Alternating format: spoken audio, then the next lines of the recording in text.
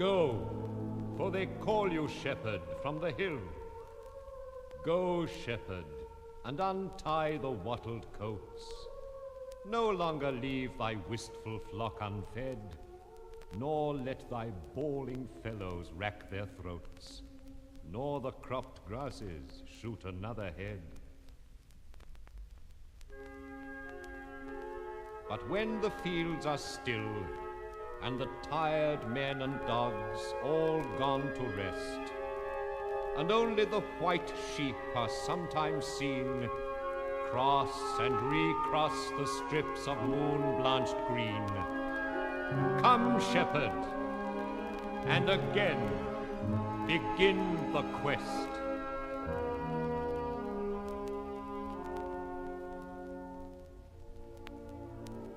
Here will I sit and wait, while to my ear from uplands far away the bleating of the folded flocks is borne, with distant cries of reapers in the corn,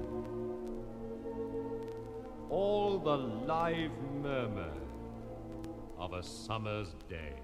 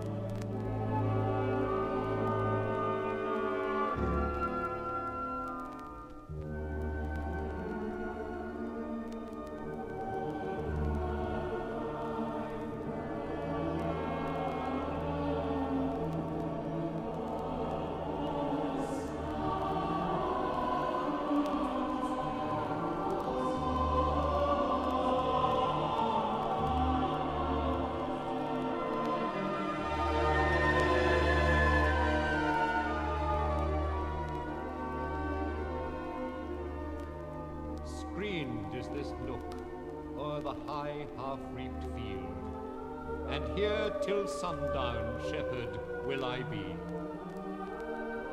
Through the thick corn the scarlet poppies peep, and round green roots and yellowing stalks I see pale pink convolvulus in tendrils creep, and air-swept lindens yield their scent and rustle down their perfumed showers of bloom on the bent grass where I am laid, and bower me from the August sun with shade, and the eye travels down to Oxford's towers.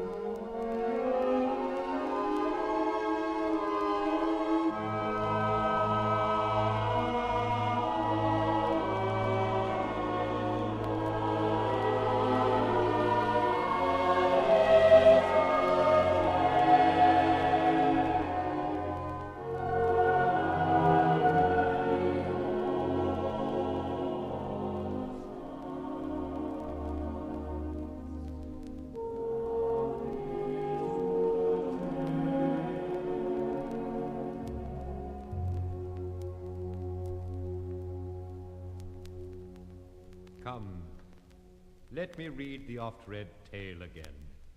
The story of that Oxford scholar poor, who one summer morn forsook his friends and came, as most men deemed, to little good, but came to Oxford and his friends no more.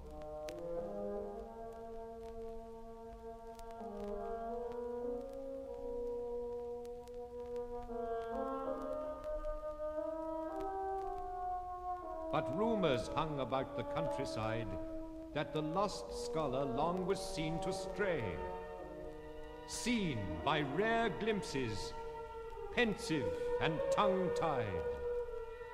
And I myself seem half to know thy looks, and put the shepherd's wanderer on thy trace.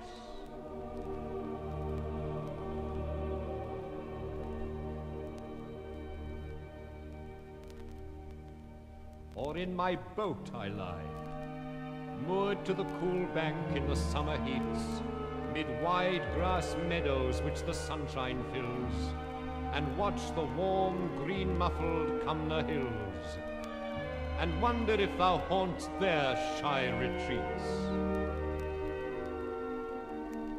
Leaning backwards in a pensive dream, and fostering in thy lap a heap of flowers, plucked in shy fields and distant witchwood bowers,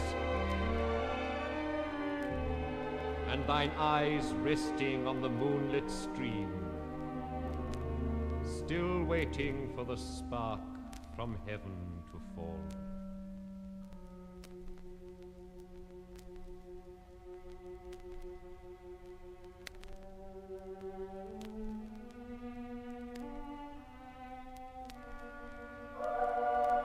And once in winter, on the causeway chill, where home through flooded fields foot travellers go, have I not passed thee on the wooden bridge, wrapped in thy cloak and battling with the snow, thy face toward Hinksey and its wintry ridge?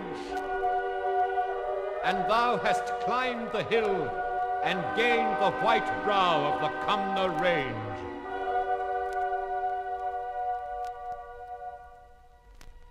Turned once to watch, while thick the snowflakes fall, the lines of festal light in Christchurch Hall.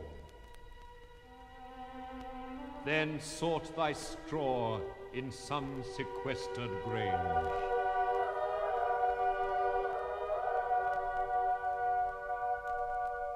But what? I dream. 200 years are flown, and thou from earth art gone long since, and in some quiet churchyard laid, some country nook where o'er thy unknown grave tall grasses and white flowering nettles wave, under a dark red-fruited yew tree's shade.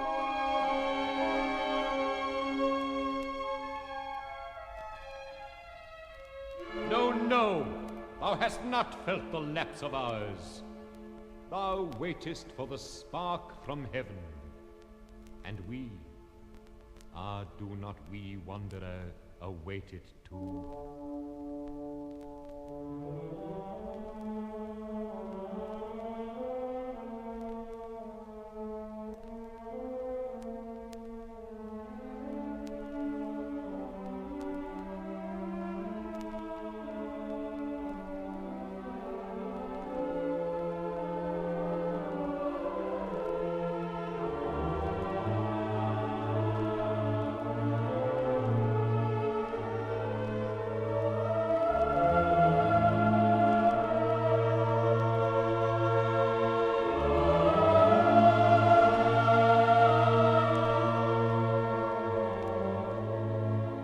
See, 'tis no foot of unfamiliar men today from Oxford up your pathway strays.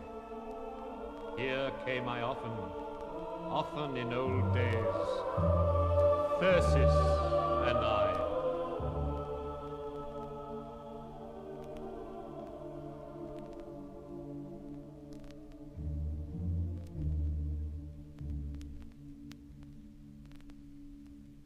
We still had Thyrsis then.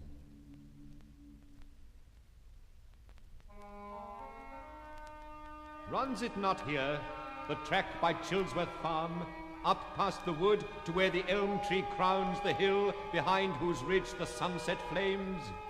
The signal elm that looks on Ilsley Downs, the vale, the three lone weirs, the youthful Thames. That single elm tree bright against the west. I miss it. Is it gone? We prized it dearly. While it stood, we said, our friend the scholar gypsy was not dead. While the tree lived, he in these fields lived on.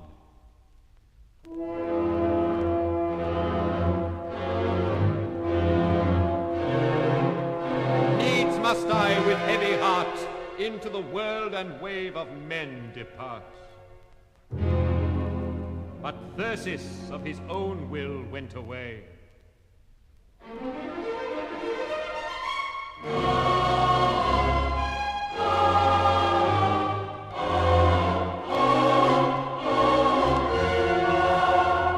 So have I heard the cuckoo's parting cry from the wet field through the vexed garden trees, come with the volleying rain and tossing breeze.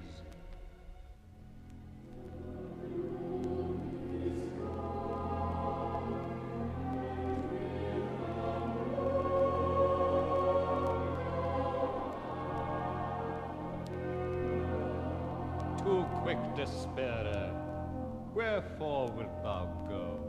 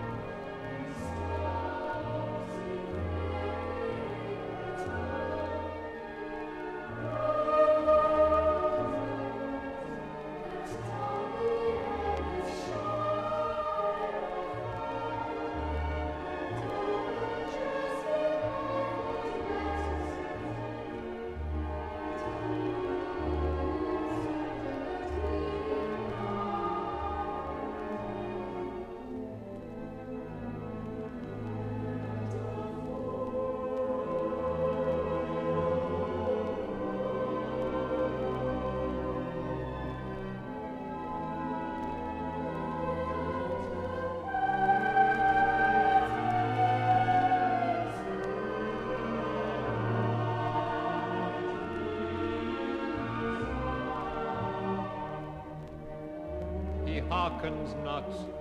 Light comer, he is flown. What matters it? Next year he will return, and we shall have him in the sweet spring days, with whitening hedges and uncrumpling fern, and bluebells trembling by the forest ways, and scent of hay new mown.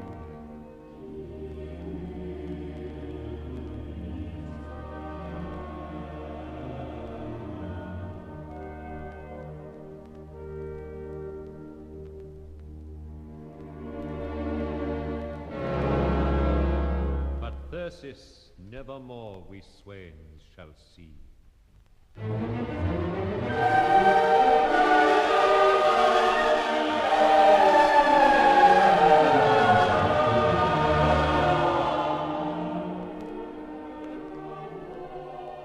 Yet, Thyrsis, let me give my grief its hour in the old haunt, and find our tree-topped hill.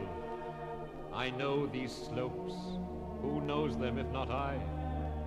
But many a dingle on the loved hillside, with thorns once studded, old white-blossomed trees, where thick the cowslips grew, and far descried, high-towered the spikes of purple orchises, hath since our day put by the coronals of that forgotten time.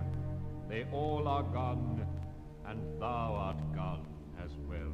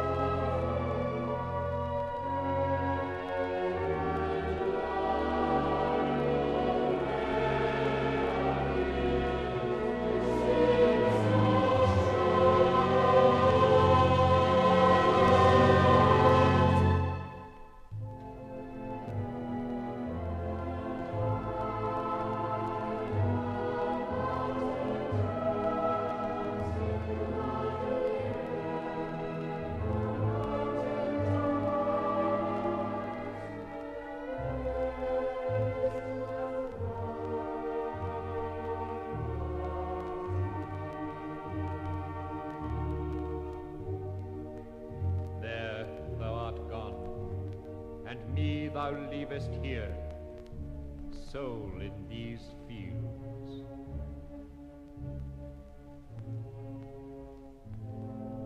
Yet will I not despair. Despair I will not, while I yet descry that lonely tree against the western sky. Fields where soft sheep from cages pull the hay, woods with anemones in flower till May, know him a wanderer still.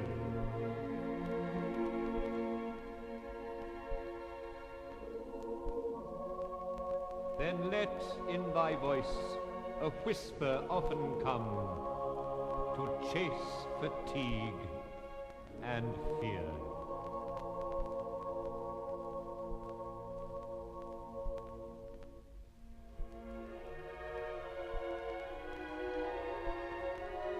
Why faintest thou? I wandered till I died. Roam on! The light we sought is shining still. Our tree yet crowns the hill. Our scholar travels yet the loved hillside.